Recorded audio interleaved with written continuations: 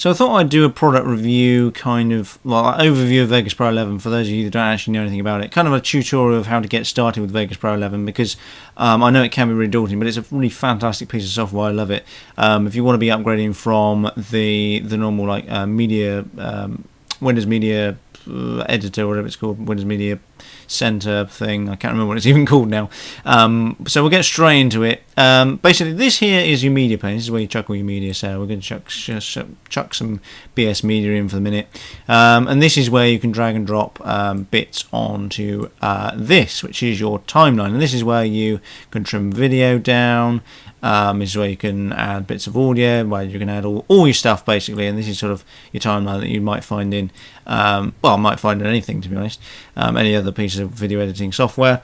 I look absolutely stoned here for some benign reason. I'm not too sure. That's probably not the best still to be stopped on. Probably neither is that, to be honest. That's a bit better. And this is your preview window, and you can preview it in different ways depending upon. I just have it preview in auto because depending upon how good your CPU is and how good your machine is, you may be able to do like some fantastic best like full 1080p previews if you've got an insane machine. I haven't got an insane machine, so I just set it to auto, so it automatically does it. So it's at 480 by 270 resolution because I don't need to know the full bits and pieces.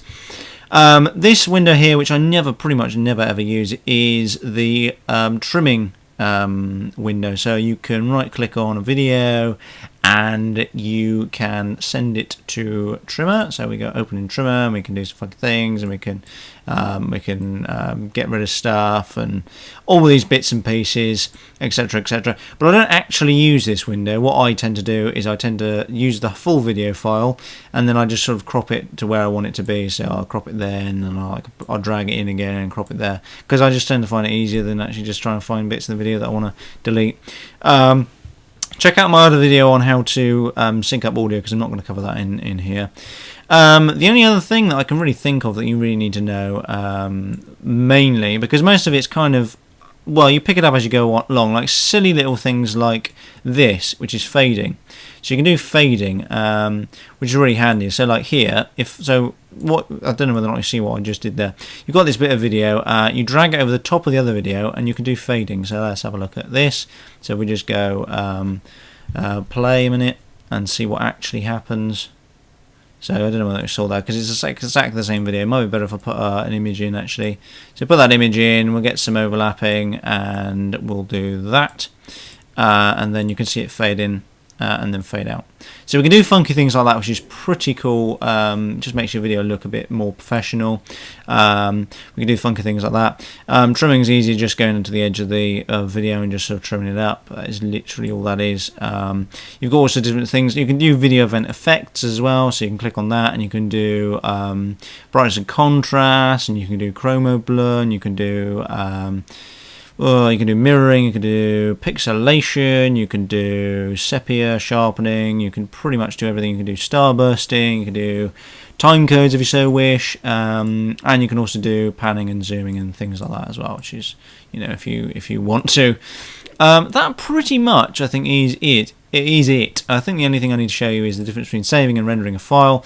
With most video things, if you've ever noticed, there's a difference between saving and actually encoding. So saving, when you save it, it saves it as a .veg file, or a veggie file as I like to call it, which is a Vegas file, which is just basically a project file, and it saves all. You can get it to save all your media, so you can go copy with media, and all your media is then copied into that folder, which is quite handy. Maybe if you're working on some big project and you want to chuck it on some external drive, that's cool.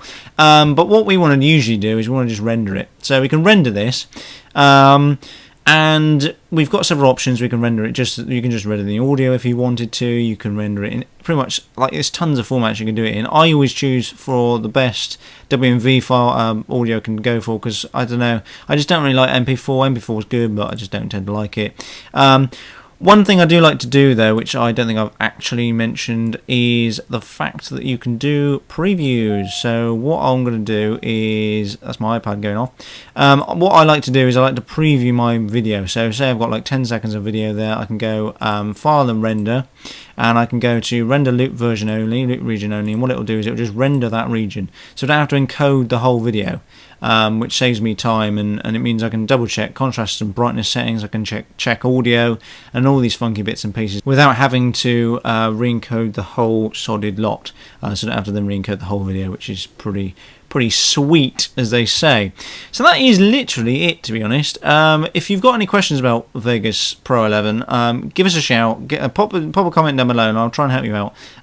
Follow me on Twitter, AzzyChill, and apart from that, happy video editing, and thanks for watching, and I shall see you in a later video.